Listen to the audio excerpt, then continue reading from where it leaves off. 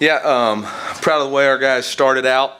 You know, I thought they came out really all week with the right mindset and attention to detail and focus on practice, and I just challenged them to take that to the field today, and they really did that. Thought the offense did a nice job converting third downs. I think we had two third and shorts in the first drive and converted both. Defense really did a nice job, in the first half, controlling the game.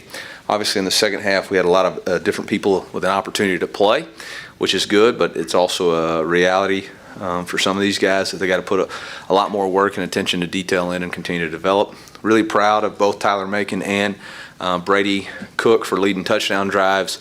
That's not easy to do, no matter who it's against. So really proud of those guys. With that, I'll open up for questions. All right, good, no questions. I'll see y'all. Eli, to get the production you got out of Connor and Tyler, and then also get them out at halftime, is that about best case scenario with the way they're playing right now? Yeah, I think both of them got some good work in. There's some, Connor, I think, is trying to get an acting deal for his NIL with as much as he sits there and wallows after he gets hit. Everybody's nervous about it. And I said, "Are you okay?" He's like, "Yeah, I'm just putting on." I'm like, "Cut that crap out." But no, I thought both of them played pretty well.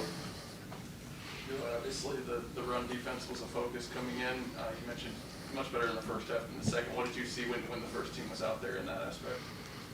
Yeah, I thought we were much better destroying blocks. I thought we were much better tackling. We still had a couple of contain issues. Really, the rushing yards in the first half were on passes that we weren't keeping contained, which is a nemesis that's going to have to get fixed, and continue to focus on details with that. But, for the most part, the first half, we shut them out. I think they had less than 100 yards. But obviously in the second half, not good enough.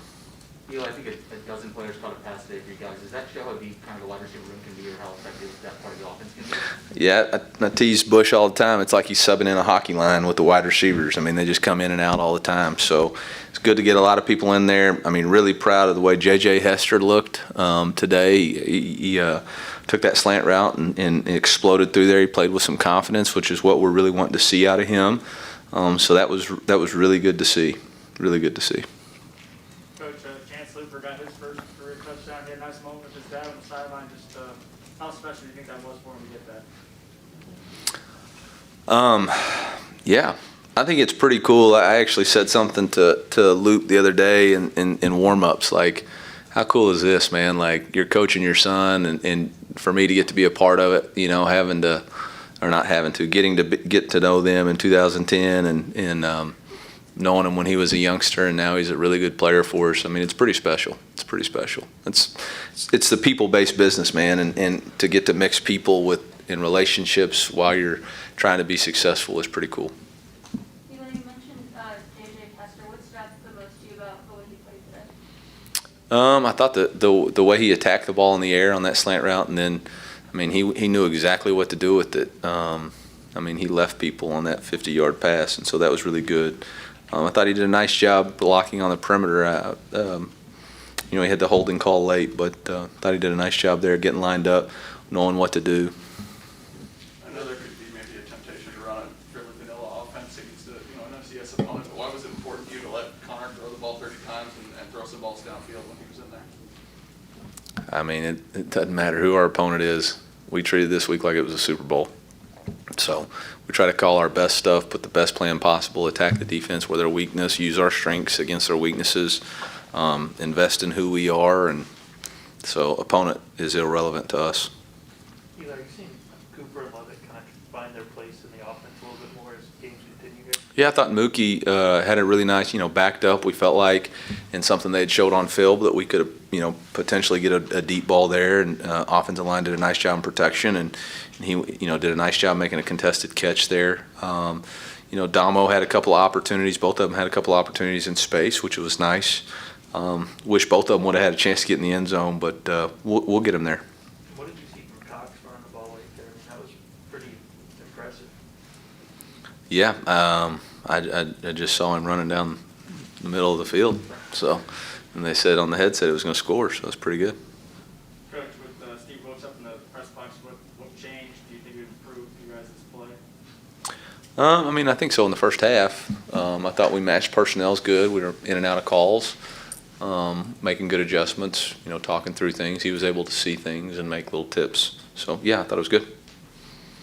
Eli, especially with the opponent, kind of got a playoff matter to the opponent. You guys were outscored in the second half by SEMO. I know it was a lot of backups, but how much of a cause for concern is that with how deep the roster is that you guys were outscored by that in the second half? I'm not concerned about it in the least. I wouldn't even have known it if you hadn't told me. I mean, it's 38-0 at halftime. Coach, on a hot day like today, you guys had more, fans than you did at that season opener. Just what did you think of the atmosphere that the fans showed up against an FCS school like that? Yeah, first off, I'd like to say thank you to Hickman High School Band for showing up and being here for us and holding down the fort until March and Mizzou could get back from the bicentennial parade. But, man, really appreciate the investment that the fans made. There's a lot of things you can invest your money in, and for them to invest their money in us and to stay out on a hot Saturday and watch us play and perform, man, it was awesome. And I appreciate every one of them. I was looking up when it first started, and it kept getting bigger and bigger. And people were here. People were here at Tiger Walk cheering us on, and that's special and something we'll remember. Those people that were invested in the early years. It looked like Darius went down with a lower leg or injury. Do you have an update on his? I don't have an update. No. Eli, is there anything you're able to take away from a game like this where you're up 38-0 at halftime, but you also know you're going to play much tougher opponents later in the season? Is there any balance to that? It's one game at a time. I mean, you gotta play to a standard, and I thought we did a nice job of playing to the standard that we wanted to do. In the way we wanted to play. You got to convert third downs, you got to stop the run, you got to get off the field, and we were able to do all those things very effectively in the first half. In the second half, I mean, I knew we were going on the road, and also know that crazy things can happen, like targeting, where you would miss guys in the first half.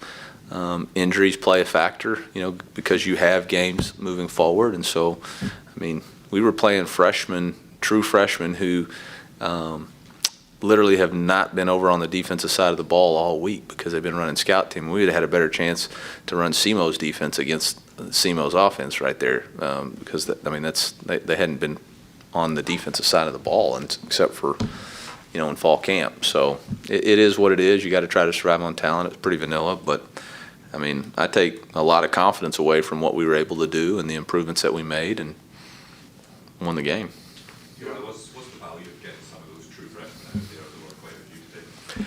I mean, I think you take off the shock factor of playing in a college football game. I mean, a lot of these guys, it's the first time they've ever done that, experienced it, the nerves that they're going to have. And then there's a reality check to it, too. Like okay, so I got to improve. I got to do this. Maybe there is a huge difference between what I think I am and what I got to be in order to play. And I think that's going to show up in tape tomorrow when they watch tape and go, oh, all right, I got to do this, this, and this in order to get to where I want to be. Injuries, do you have a sense for the timetable for a return for Case or Ennis?